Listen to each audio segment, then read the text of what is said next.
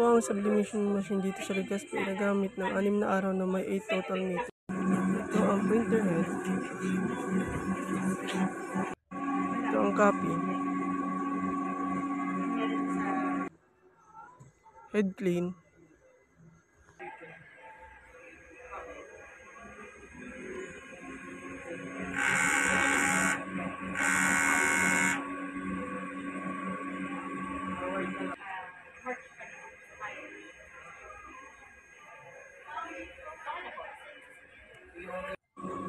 At punasan ng wiper after head clean.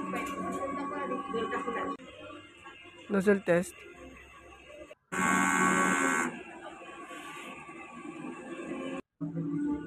Ang ink tank ay tama lang ang level. Ang waste tank ay nililinis tuwing Sabado.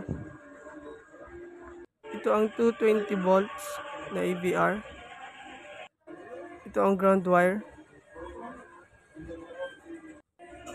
Ito ang stock namin ng unused, kulang kami sa film. Nandito ang records na nagamit namin sa magenta,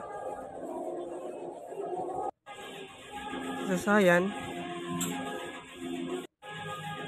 sa black,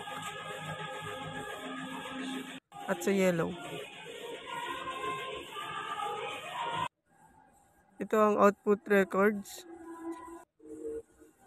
at printer daily checklist.